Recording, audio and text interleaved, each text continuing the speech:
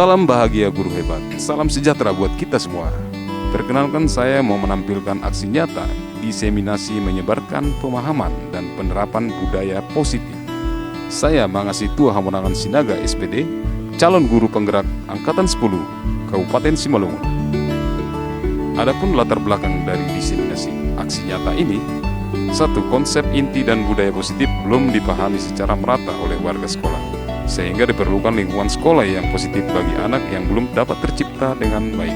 Dua, berdasarkan belum merata pemahaman tersebut, maka perlu dilaksanakan sebuah aksi nyata dalam bentuk pengimbasan pemahaman agar segera terbangun budaya positif di lingkungan sekolah.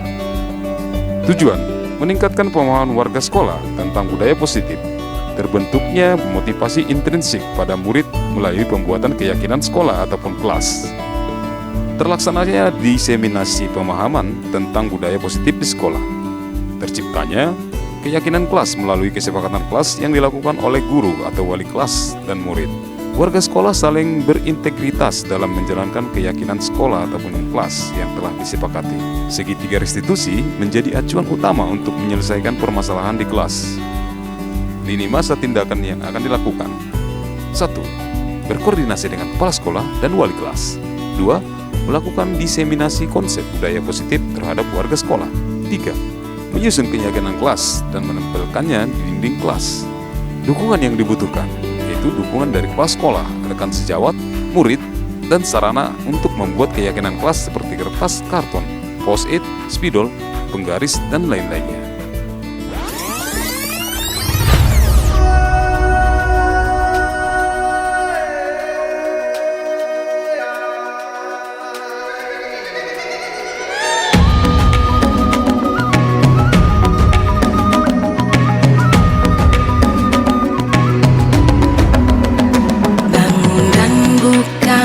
Matamu, saatnya meraih mimpimu.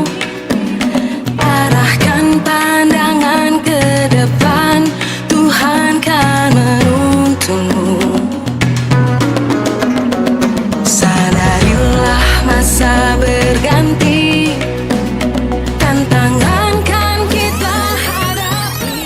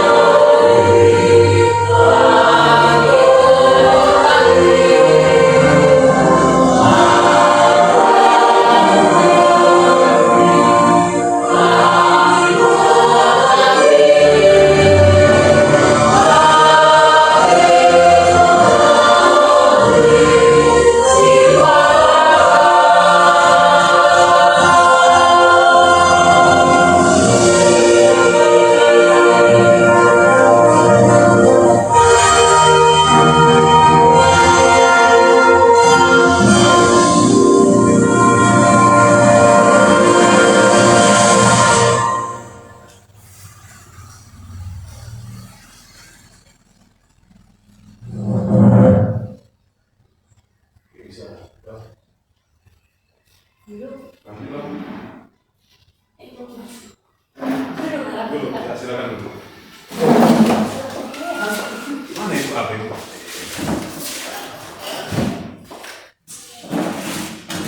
Baiklah, Bapak Ibu guru sekalian, selamat siang. Selamat siang, Bu. Salam sejahtera untuk kita semua. Selaku umat yang beragama, tak salah kita berdoa Tuhan yang Maha Kuasa, yang mana atas rahmat dan berkatnya kita masih diberikan kesempatan, kesehatan dan kekuatan untuk kumpul di hari ini dalam acara presentasi salah satu teman guru hebat kita di calon guru penggerak angkatan ke-10. Bapak Ibu, marilah sama-sama kita lihat, kita ikuti presentasi yang akan disampaikan oleh teman kita, oleh Bapak guru kita, Bapak calon guru penggerak kita, dan apa-apa yang bisa kita ambil pembelajaran dari presentase yang ada diajukan nanti, mudah-mudahan bisa menjadi pemicu semangat dan penambah wawasan kita ke depannya untuk kita juga bisa berubah belajar menjadi lebih baik lagi. Bapak Ibu guru, mari saling mendukung agar kiranya apa yang menjadi tugas Bapak ini di dalam pembelajarannya bisa terselesaikan dengan baik. Saya rasa sekian dan terima kasih.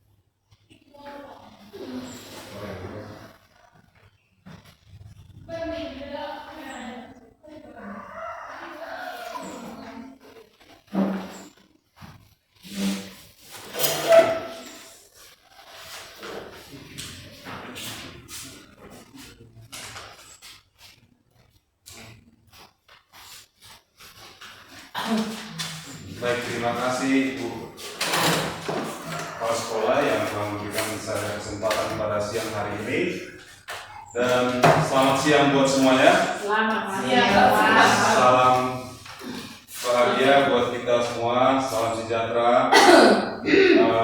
Terima kasih atas kehadirannya pada saat hari ini, di mana saya sebagai calon guru penggerak angkatan 10 ingin mempresentasikan atau menyebarkan pemahaman dan penerapan budaya positif.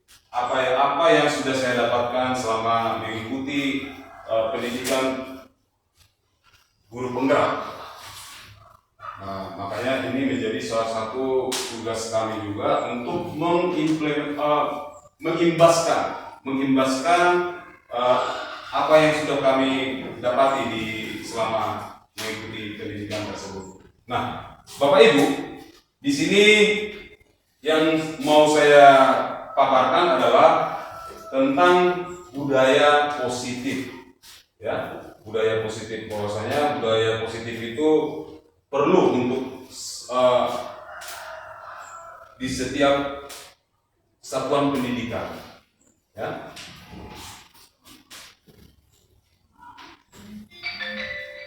Nah, izinkan saya untuk mengutarakan tujuan daripada diseminasi pemahaman budaya positif ini. Bahwasanya calon guru penggerak dapat menyampaikan pembelajaran dari penerapan konsep inti dari modul budaya positif serta pemahaman mengenai konsep-konsep inti dalam modul budaya positif. Nah, perlu kita ketahui juga bahwa menurut konsep pendidikan Ki Hajar Dewantara melibatkan pengakuan akan pentingnya budaya dan lingkungan positif di sekolah yang menempatkan murid sebagai fokus utama. Inilah sebagai konsep utama tokoh pendidikan kita, yaitu Ki Hajar Dewantara. Dan lingkungan positif di sekolah yang sebagai fokus utama juga. Dalam konsep Dewantara, pendidikan bukan hanya tentang transfer pengetahuan, melainkan juga mencakup pembentukan karakter dan pengembangan potensi setiap murid. Oleh karena itu, menciptakan budaya dan lingkungan yang mendukung lingkungan inklusif, memberdayakan sekolah menjadi kunci untuk mewujudkan visi pendidikan yang diinginkan. Nah, di sini kita bisa lihat bahwa menurut filosofi KHD, pendidikan adalah tuntunan. Pendidikan adalah menghamba kepada anak. Kemudian pendidikan itu bisa memberikan pengajaran sesuai karakter siswa yang sesuai dengan kodrat alam dan kodrat zamannya. Nah, Bapak Ibu, inilah acuan kita untuk mengetahui bagaimana sebenarnya budaya menciptakan budaya positif di lingkungan sekolah kita, sesuai dengan apa yang sudah diceritakan oleh tokoh pendidikan kita, yaitu Bapak Ki Hajar Dewantara. Nah, pada topik kali ini konsep utamanya yaitu disiplin positifnya ada pembelajaran dengan paradigma baru. Nanti saya akan menjelaskan satu persatu. Kedua, disiplin positif. Ketiga, kebutuhan dasar manusia. Keempat, motivasi perilaku manusia. Kelima, posisi kontrol restitusi atau posisi kontrol guru. Kemudian keyakinan kelas, dan yang terakhir segitiga restitusi. Ada banyak kita tahu juga untuk bisa mengubah paradigma kita tentang pembelajaran. Pembelajaran dengan paradigma baru dirancang berdasarkan prinsip pembelajaran yang terdiferensiasi, sehingga setiap siswa belajar sesuai kebutuhan, minat, dan bakatnya untuk mewujudkan profil pelajar Pancasila. Nah, inilah sebenarnya paradigma baru dalam pendidikan saat ini. Makanya Merdeka Belajar juga sudah menggaungkan itu yang namanya mewujudkan profil pelajar Pancasila. Kira-kira Bapak Ibu apa saja itu dimensi profil pelajar Pancasila? Beriman, ya, apalagi berpikir kritis, iya, mandiri, kreatif, berkebinekaan global.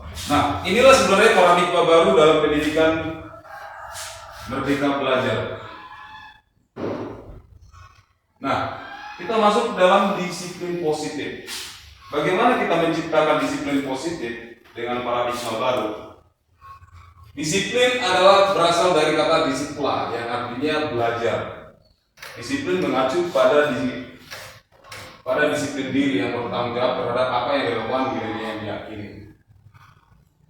Lalu masuk kita disiplin positif. Pada umumnya salah satu cara penerapan disiplin untuk menumbuhkan kesadaran. Betul ya Bapak Ibu? Kalau kita melakukan disiplin kepada anak, itu untuk menyadarkan anak, untuk mematuhi apa peraturan yang tertulis maupun yang sudah ditetapkan di sekolah ataupun di rumah. Nah, ada juga tugas kita, maka tugas sebagai guru pendidik membentuk anak memiliki disiplin diri, ya, bukan karena imbalan atau penghargaan, dan bukan juga karena ancaman.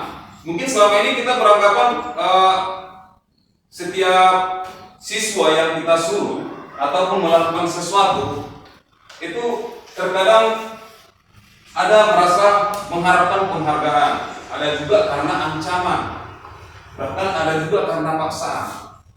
Jadi itu harus kita rubah cara pola pikir kita yang selama ini kita buat, supaya anak itu tidak tertekan. Kita harus mampu menaikkan motivasi intrinsiknya, bukan motivasi eksternal. Ya, kalau yang kita buat selama ini, bahwa ketika anak melakukan sesuatu itu terdorong dari motivasi eksternal, ya, itu seperti ancaman, paksaan, atau sebagai penghargaan.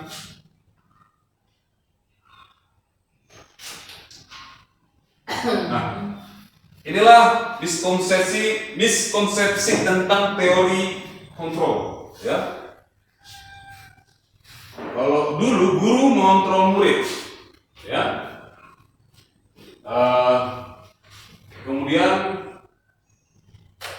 ketika anak tidak mengerjakan PR ataupun terlambat, kita selalu membuat kritik sehingga anak merasa bersalah dan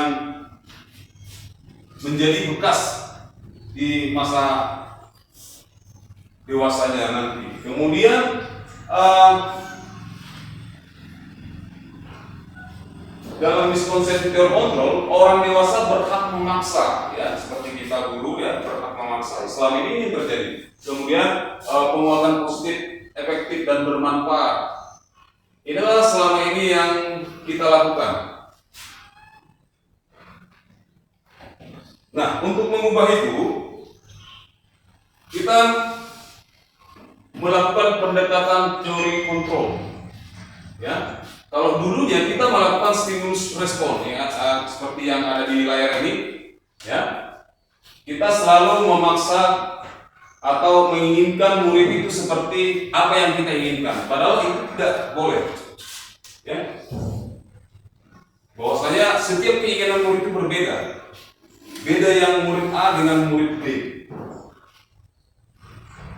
Nah, semua orang melihat hal, inilah apa ya ilustrasinya. Semua orang melihat hal yang sama. Setiap orang, kalau dia teori kontrol, setiap orang memiliki gambaran berbeda. Nah, kalau stimulus respon, kita mencoba mengubah orang agar berpandangan sama dengan kita. Itulah stimulus respon. Teori kontrolnya, kita berusaha memahami pandangan orang lain tentang dunia. Jadi kita bukan memaksa, ya. Kita juga harus berusaha memakai teori kontrol ini, bukan stimulus respon, ya.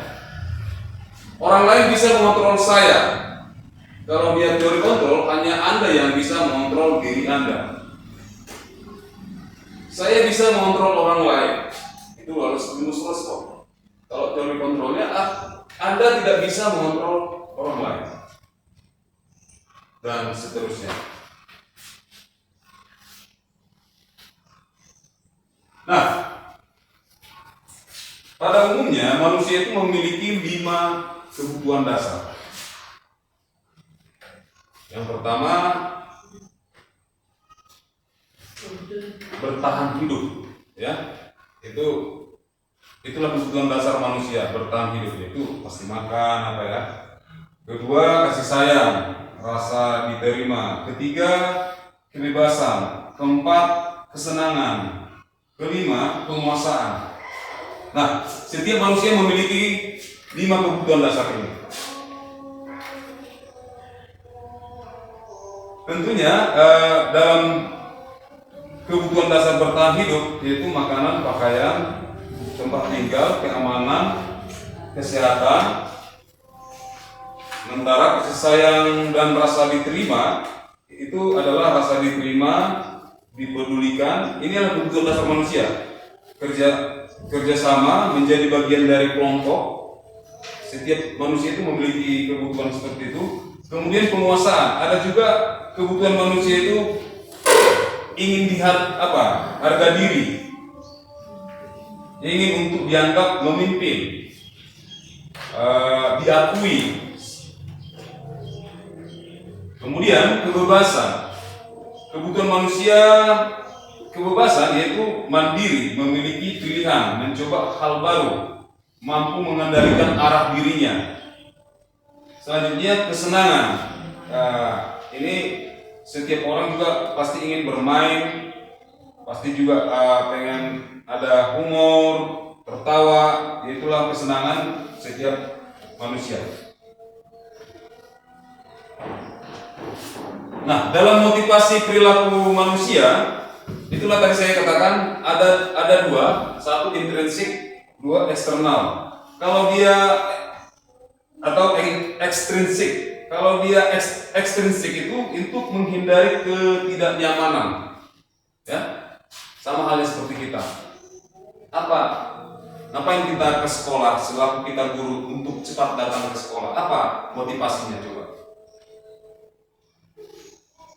Kukira. Atau Ibu Roni, apa motivasi Ibu?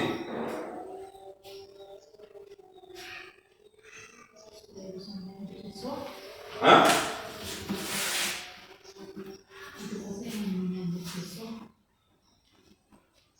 Nah, bisa jadi seperti ini untuk mendapatkan penghargaan supaya kita atau karena untuk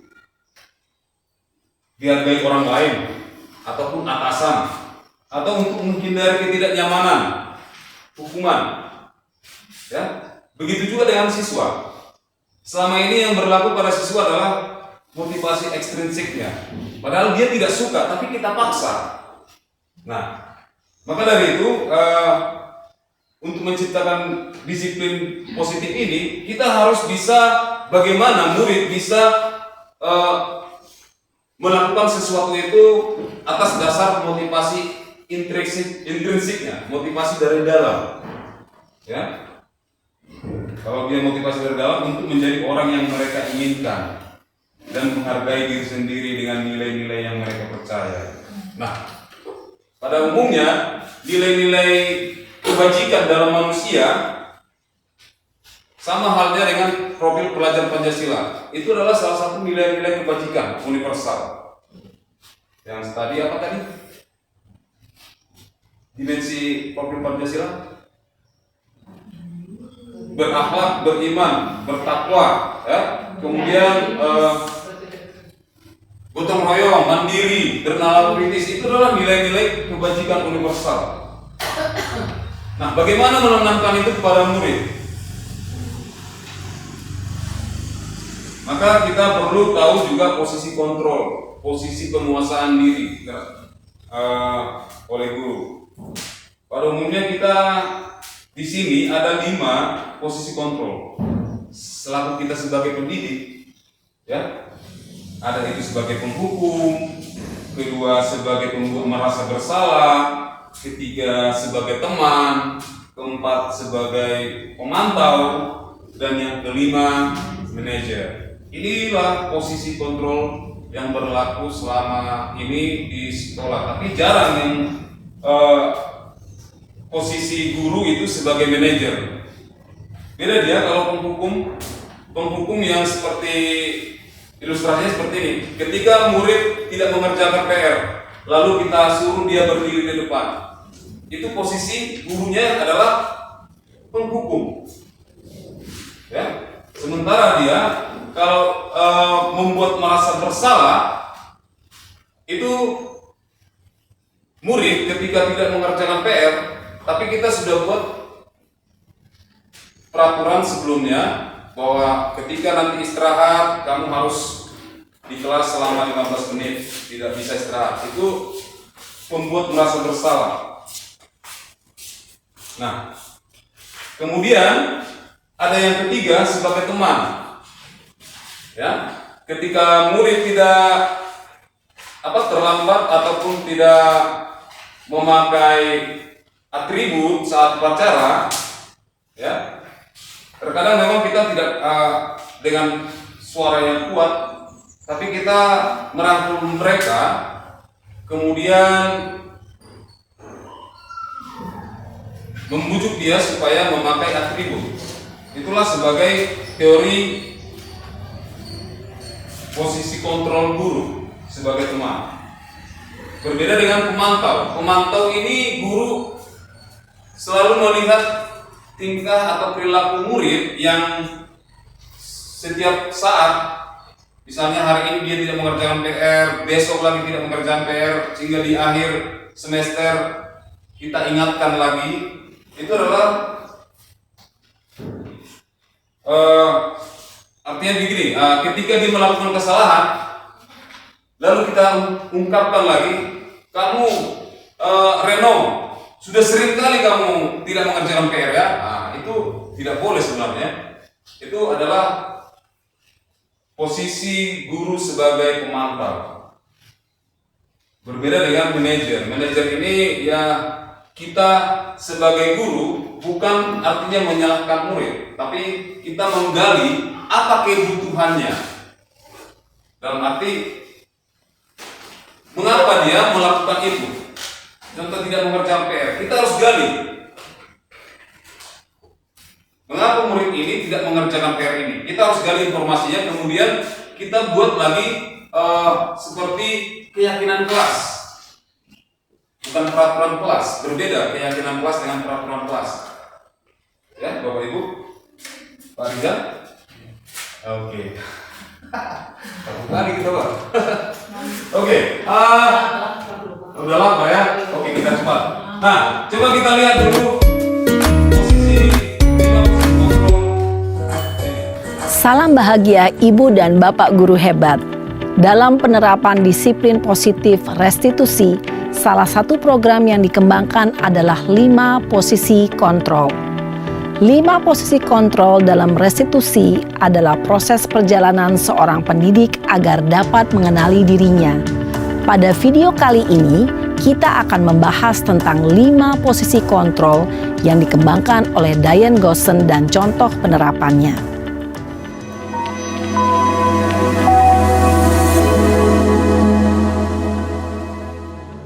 5 posisi kontrol itu adalah 1. Posisi penghukum. 2. Posisi pembuat merasa bersalah. 3. Posisi teman. 4. Posisi pemantau atau monitor. Dan 5. Posisi manajer. Untuk lebih memahami kelima posisi tersebut, mari kita saksikan kasus Naren yang terlambat hadir 20 menit di sekolah dan melihat bagaimana kelima posisi kontrol dalam menghadapi masalah tersebut.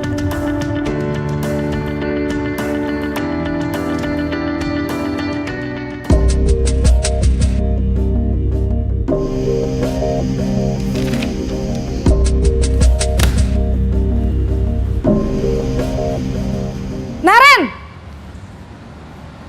Sini kamu! Selamat pagi, Bu. Selalu terlambat. Kamu deh, pasti terlambat. Maaf, Bu. Saya... Apa? Apa coba? Alasan kamu apa lagi? Kapan sih kamu tidak terlambat? Malas sekali ya kamu jadi anak. Saya... Dasar pemalas. Gak kapok-kapok sih kamu. Sudah berapa kali terlambat? Sana, kamu keliling lapangan basket 2 kali. Kenapa saya harus keliling lapangan basket, Bu? Kenapa? Kamu mau lawan ibu? Berani-beraninya jawab. Sudah terlambat, masih berani jawab pula. Sekarang, keliling lapangan basket 5 kali sekalian. Biar kapok. Cepat. Pergi sana ke lapangan basket. Posisi penghukum biasanya berbicara dengan nada tinggi, menghardik, menunjuk-nunjuk, menyakiti, dan menyindir. Hukuman bisa berupa fisik maupun psikis. Ibu dan Bapak guru hebat, dampak yang terjadi pada murid ketika guru berada pada posisi penghukum adalah murid cenderung akan memberontak, bahkan menyimpan dendam.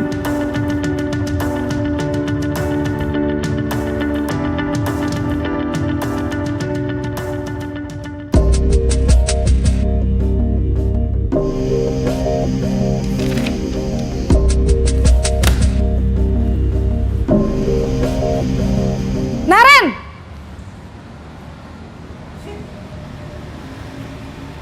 Selamat pagi, Bu. Naren. Kamu kenapa terlambat lagi, nak? Ya Tuhan, Naren. Kamu senang ya bikin ibu susah ya? Kalau kamu terlambat lagi, nanti ibu yang ditegur bapak kepala sekolah, nak. Disangka ibu tidak bisa membina kamu. Duh, gimana ini? Maaf, Bu. Duh Gusti Naren. Kamu suka ya kalau ibu ditegur bapak kepala sekolah? Terus, sekarang ibu harus tulis apa ini di buku absen? Ini kamu sudah sering terlambat loh. Ibu harus apa coba? Maaf, Bu. Maaf sekali. Ya sudah, lain kali jangan bikin ibu susah lagi ya nak ya. Ibu tidak akan kuat lagi kalau kamu begini terus. Bisa jantungan kalau ibu ditegur bapak kepala sekolah. Sana cepat ke kelas. Maaf ya, Bu. Maaf sekali. Posisi pembuat rasa bersalah berbicara dengan nada tenang, cenderung lembut, Namun kata-kata yang diutarakan membuat murid merasa menjadi orang yang gagal, memandang buruk dirinya sendiri, merasa tidak berharga, dan tidak sanggup membahagiakan orang lain. Ketika guru mengambil posisi pembuat rasa bersalah, murid akan menganggap dirinya yang bersalah dan ia akan menyimpan emosi negatif tersebut di dalam dirinya.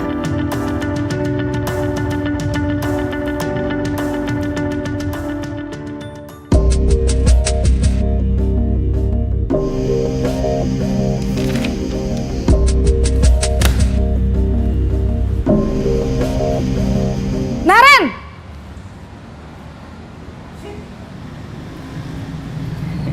Selamat pagi, Bu. Wah, sudah jam berapa ini, Nak? Terlambat lagi ya, sayang. Iya, Bu. Habis ibu saya lupa bangunkan saya, Bu. Kamu malah menyalahkan ibu kamu. Kamu bukannya anak yang larinya paling kenceng.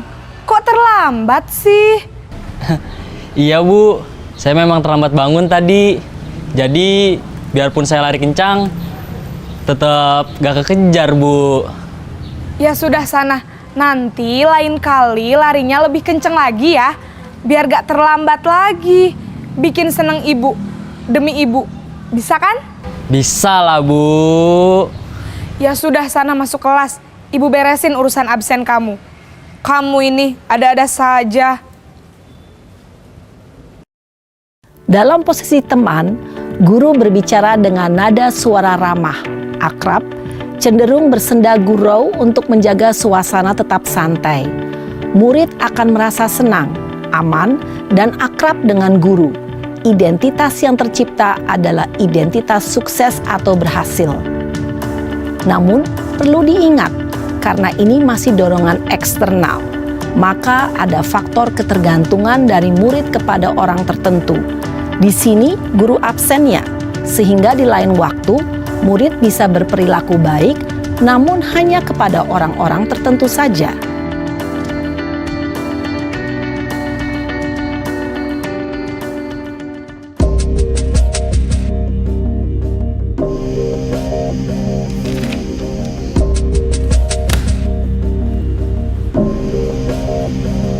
Naren!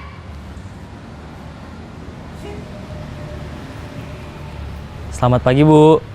Naren, apa peraturan sekolah kita tentang jam berapa kita harus masuk sekolah, Nak? Kita harus di sekolah jam 7, Bu. Iya, betul. Sekarang sudah jam 7.20. Naren sudah tahu konsekuensinya jika terlambat hadir. Paham, Bu. Saya harus tinggal kelas pas jam istirahat selama 20 menit. Iya, benar. Konsekuensinya demikian. Jadi nanti jam 9.30 pas istirahat, kamu harus tinggal di kelas, kerjakan tugas tambahan untuk ketertinggalan kamu, ya? Baik, Bu. Posisi pemantau mengandalkan penghitungan atau data untuk mengontrol murid. Guru mengarahkan murid berdasarkan peraturan dan konsekuensi. Seorang pemantau menunjukkan bahasa tubuh dan ekspresi wajah yang datar dan cenderung formal.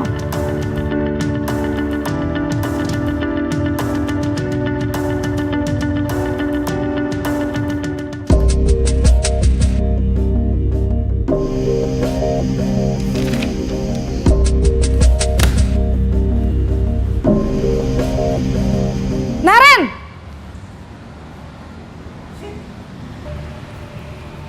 Selamat pagi, Bu. Selamat pagi, Naren. Maaf, Bu. Saya terlambat. Iya, sekolah masuknya jam 7, sekarang sudah jam 7.20. Jadi sekarang bagaimana ini, Naren? Maaf, Bu. Saya lupa setel alarm saya semalam. Baiklah, menurut kamu, keyakinan sekolah yang mana yang perlu kamu tingkatkan? Menghargai diri sendiri dan orang lain mungkin ya, Bu. Setuju. Jadi, apakah Naren meyakini prinsip saling menghormati tersebut? Iya, Bu. Saya meyakininya. Apakah Naren bersedia memperbaiki masalah keterlambatan ini? Bersedia, Bu. Bagaimana kamu akan perbaiki masalah keterlambatan ini? Saya akan coba untuk tidak lupa menyetel alarm saya, Bu. Baik, kalau Naren lupa menyetel alarm di rumah, ada orang yang kira-kira bisa bantu mengingatkan tidak?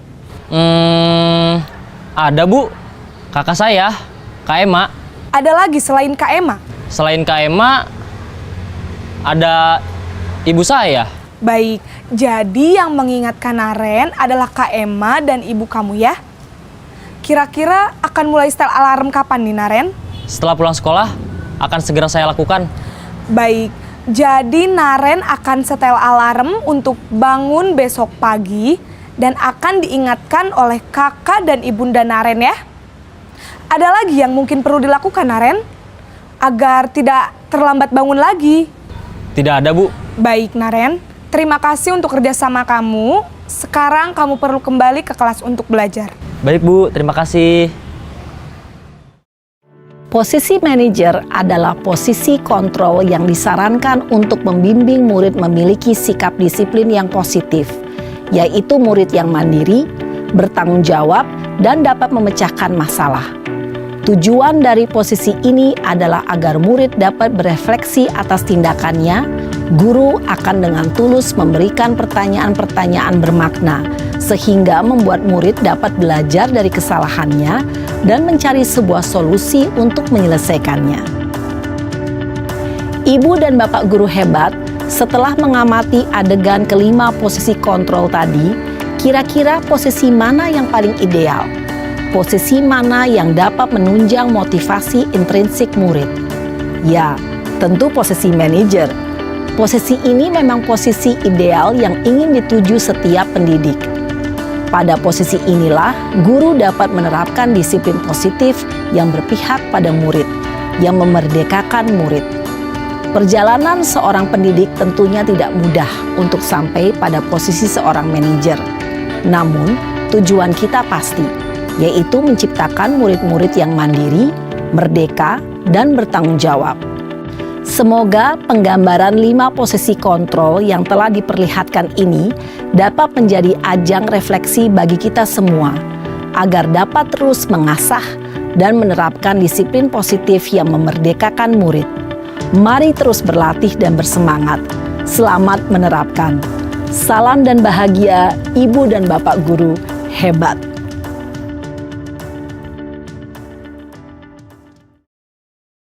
Coba kita perhatikan kembali.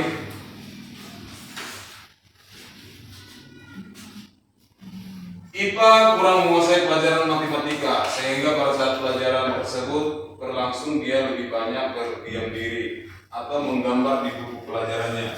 Pada saat guru matematika Pak Seno menanyakan pertanyaan IPA menjadi gugup dan tak sengaja menjatuhkan tasnya dari kursi, serta tiba-tiba menjadi gagap pada saat berupaya menjawab. Seluruh kelas pun tertawa melihat perilaku IPA yang bicara tergagap dan terkejut. Pak Seno pada saat itu membiarkan teman-teman IPA menertawakan IPA yang tergagap dan malu luar biasa. Dan malahan minta IPA untuk maju ke depan dan berdiri di depan kelas sambil menunjuk hidungnya karena tidak bisa menjawab pertanyaan Pak Seno. Kelas makin gaduh dan anak-anak pun tertawa melihat IPA di depan kelas memegang ujung hidung. Nah, kira-kira dari wacana ini, Bapak Ibu, apakah Bapak Ibu setuju dengan tindakan Pak Seno terhadap yang namanya si IPA ini? Gimana? Tidak setuju. Tidak setuju ya, alasannya? Karena menurunkan mental si anak. Gimana? Menurunkan mental si anak. Iya, menurunkan mental si anak, ya sudah ditertawakan. Ini sebenarnya tidak pantas ya, apalagi anak-anak yang umur kelas 1 pun kelas 2 ini tidak wajar kita lakukan seperti itu. Nah, menurut Bapak Ibu, ini merupakan sebuah hukuman atau konsekuensi yang dilakukan Pak Seno terhadap si IPA? Hukuman ya? Ya. Kenapa? Karena dengan mempermalukan si IPA. Apa? Dengan cara mempermalukan si IPA. Iya. bisa diterima, mempermalukan, tapi pada intinya dia si IPA disuruh ke depan kelas dengan menunjukkan hidungnya. Itu merupakan hukuman. Berbeda dengan konsekuensi. Kira-kira apa yang ibu tahu konsekuensi?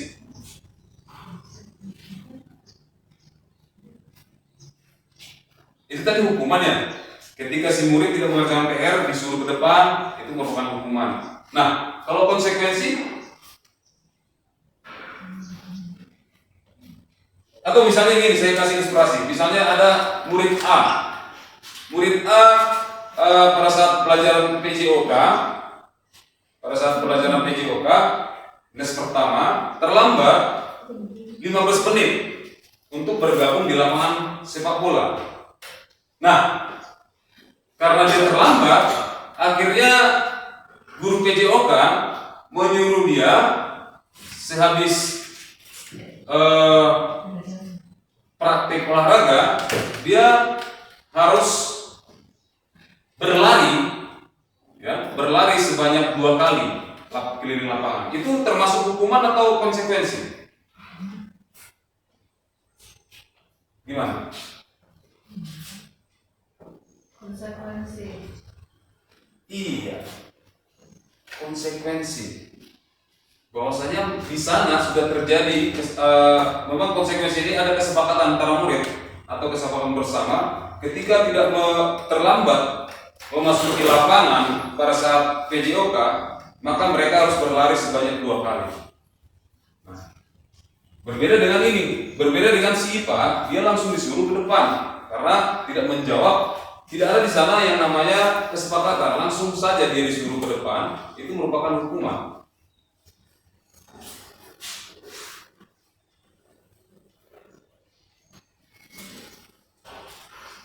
Jadi Bapak Ibu, untuk menciptakan disiplin positif, ya kita harus bisa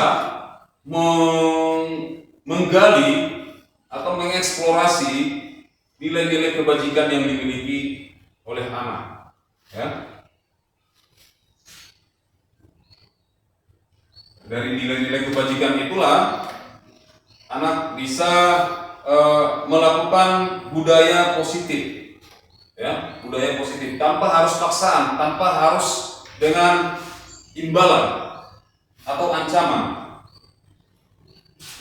Seperti tadi kita sudah terapkan apa itu nilai-nilai kebajikan profil pelajar Pancasila, maka itulah yang harus kita tanamkan terhadap siswa. Tapi bagaimana kita menggali itu? Maka perlu kita melakukan yang namanya keyakinan kelas, ya, keyakinan kelas melalui segitiga restitusi. Nah, segitiga restitusi inilah yang dinamakan menstabilkan identitas. Ketika murid bermasalah, kita harus mencoba menstabilkan. Tujuannya untuk mengubah identitas anak ini yang membuat salah tadi, ya, melakukan kesalahan menjadi sukses. Dia kan gagal, misalnya tadi si IPA ini tidak bisa menjawab pertanyaan atau tidak bisa menjawab pertanyaan Pak Seno, maka perlu kita harus gali melalui stabilize the identity. Artinya kita harus membuat anak itu menjadi sukses. Artinya kita harus berusaha menggali kenapa anak ini tidak bisa menjawab pertanyaan Pak Seno. Jangan dulu kejadian atau kasusnya si IPA, misalnya kasus-kasus yang lain, misalnya murid yang tidak mengerjakan PR, kita tidak langsung memvonis dia malas atau apa, tapi kita harus coba untuk menggali apa kebutuhan dia. Makanya tadi kebutuhan manusia itu ada 5 tadi ya, 5 kebutuhan dasar, dan kita kaitkanlah dengan nilai-nilai kebajikan universalnya. Kemudian validasi tindakan. Validasi tindakan ini yaitu setiap tindakan yang dilakukan memiliki suatu tujuan.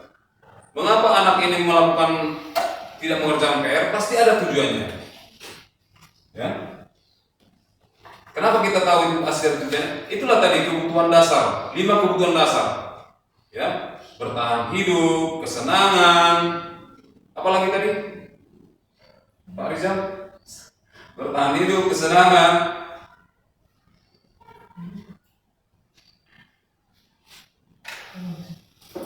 penguasaan, ya, kesenangan, itu semua kita miliki, bukan hanya anak, tapi kita sendiri juga memiliki itu. Kemudian menanyakan keyakinan, ya. Nah, inilah keyakinan atau kebajikan, nilai kebajikan apa yang dia yakini. Misalnya tidak mengerjakan PR, ini perlu kita buat. Setiap dalam kelas ini kita perlu buat kesepakatan dulu bersama-sama murid. Kita diskusikan bersama murid, misalnya peraturan-peraturan apa yang ada di sekolah ini. Misalnya kita buat, bukan hanya peraturan kita. Itulah artinya segitiga restitusi, ya. Kita lempar kepada murid, sama-sama melakukan keyakinan kita bersama. Contohnya apa yang baik dan apa yang tidak baik. Bapak Ibu atas perhatiannya dan sudah berkenan hadir di sini mendengarkan bagaimana budaya positif di sekolah kita. Marilah kita menciptakan budaya positif melalui segitiga restitusi. Terima kasih. Salam bahagia, salam sejahtera buat kita semua. Horas.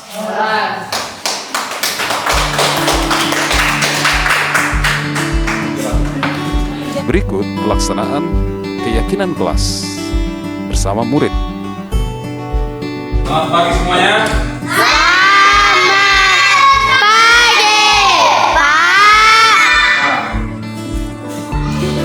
Sebelum kita memulai pelajaran kita, ada baiknya kita menyepakati kelas.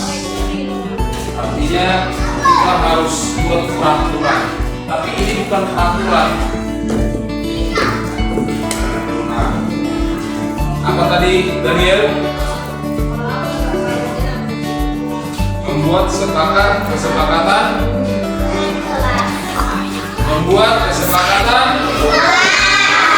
Iya.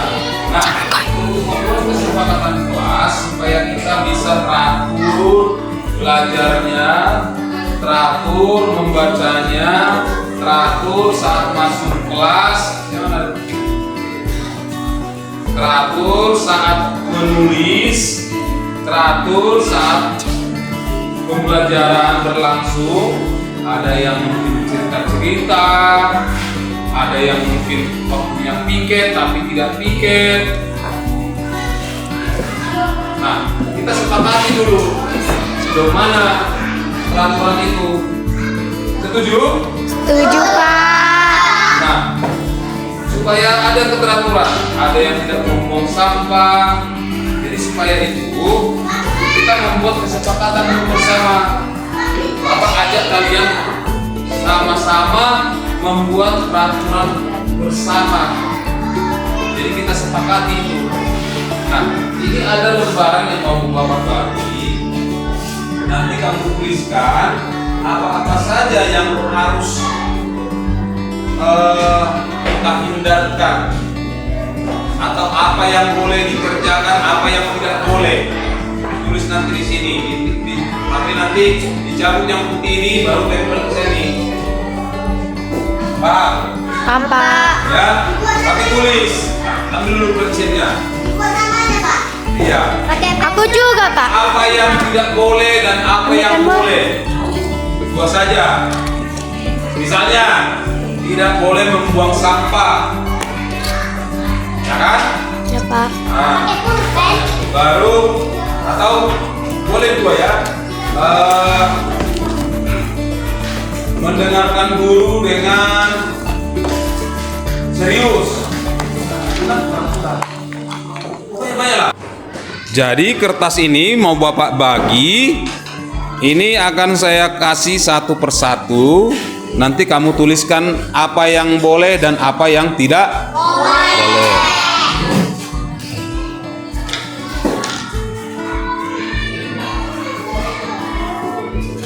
belakang ada tempelan nanti. Dibuat nama, dibuat peraturan yang mau dibuat.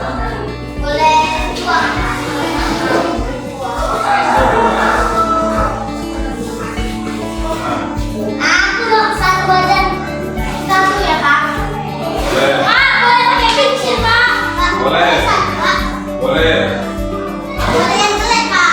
Ya. Terserah, jangan ada yang sama. Terserah lah apa. Nama.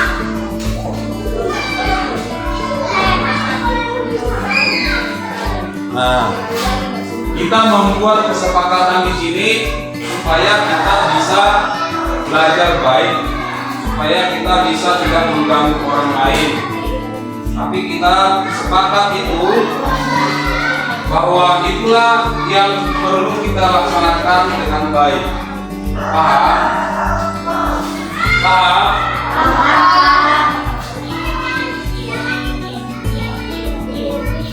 Nah, misalnya permisi saat mau ke kamar mandi boleh, minta tolong saat dalam kesusahan. Kalau sudah, tempelkan ke sana. Ayo, buka stikernya, tempel di sini, nak. Nggak bisa Pak. Bisa loh. Bisa Pak, aku Pak. Oh, boleh satu ya? Aku boleh. Lima. Satu ya Pak. Nah, itu bisa. Tempel. Nah, itu. Tempel di sini. Sini berjejer. Bisa di bawah. Ya. Nah, berjejer ya. Udah kembali ke tempat duduk.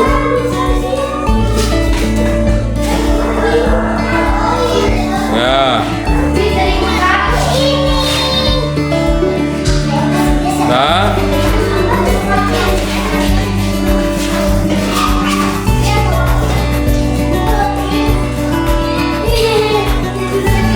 Ayo nak, ayo.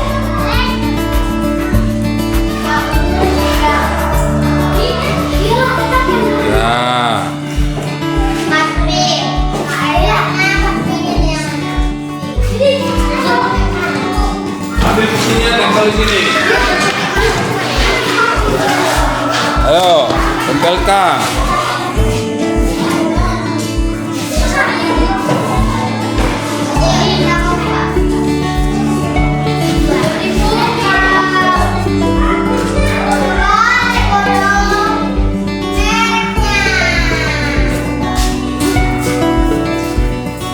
Apa yang boleh dan apa yang tidak boleh.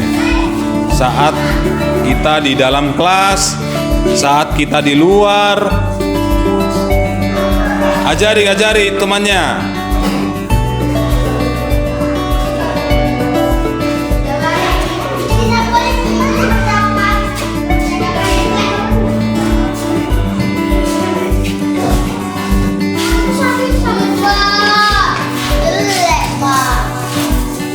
Bawa di sini. Ayo, ya. Ya. Jangan asal dibuangin stikernya loh, nak. Dikutip ya. Itu kutip dulu. Ini udah gini udah kan Pak? Udah. Tempel. Enggak. Oh ya. Bisa.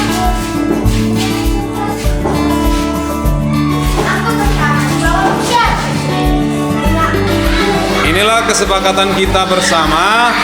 Contoh ini kalau dari Sila sama teman-temannya boleh dibilang inilah kesepakatan kita kan. Ini tadi kesepakatan.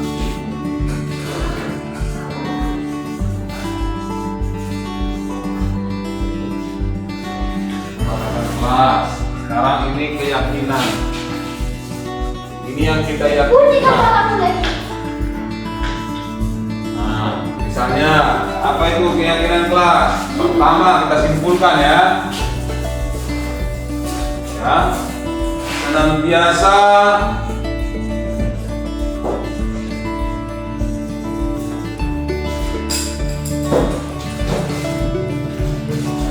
menjaga kebersihan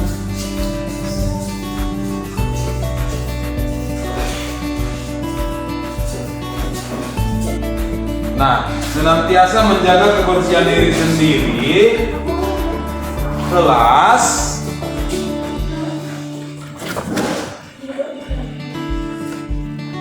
dan lingkungan sekolah.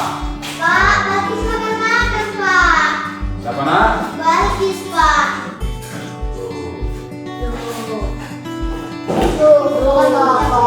Ya, oke lah, nanti lah itu Balkis, perhatikanlah.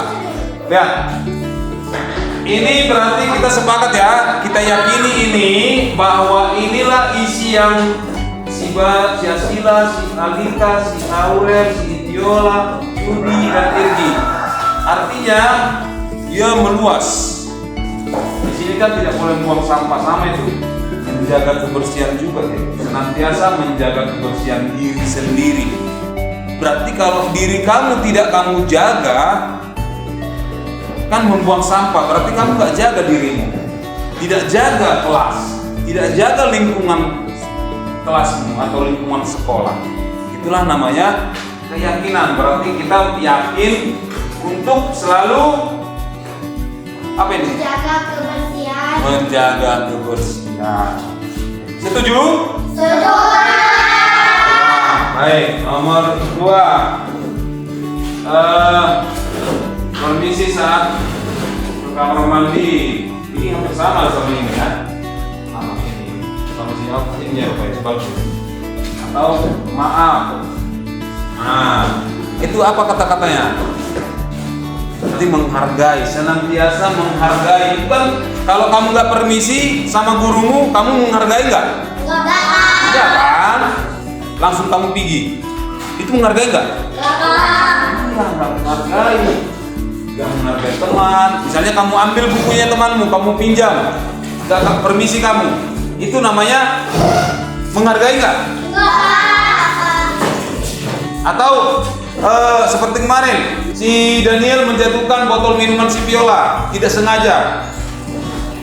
Diam aja dia, nggak ada minta maaf. Itu menghargai nggak? Iya kan? Nah, berarti sama, maaf ketika berbuat salah, permisi saat mau keluar mandi, senantiasa apa tadi?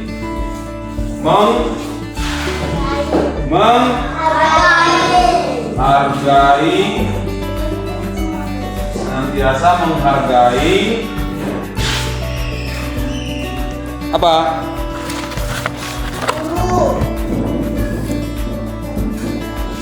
Guru, teman. Guru, teman, orang tua, maupun orang lain. Ya kan, saya di sini kan bukan hanya guru, teman, orang tua, ada yang lewat, maupun di sana, di luar sana. Berarti senantiasa kita harus menghargai atau menghormati, sama itu ya. Menghargai, menghormati sama.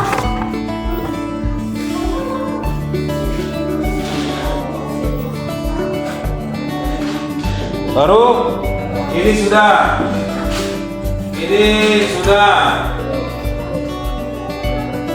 Nah, ini tidak boleh bising. Ini yang bersama dengan menghargai guru, mendengarkan guru.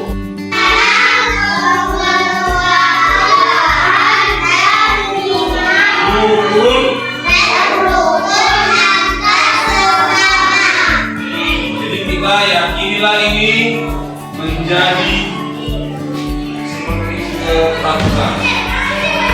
Apa yang kita yakini, itulah yang kita laksanakan. Artinya kalau kita menciptakan suasana kekeluargaan, berarti bagaimana maksudnya yang ini?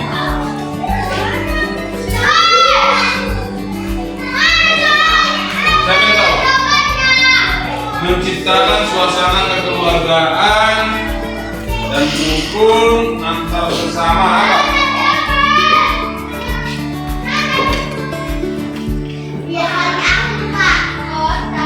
Ampun, apa lagi? Tidak boleh berantem, tidak boleh saling mengejek, tidak boleh.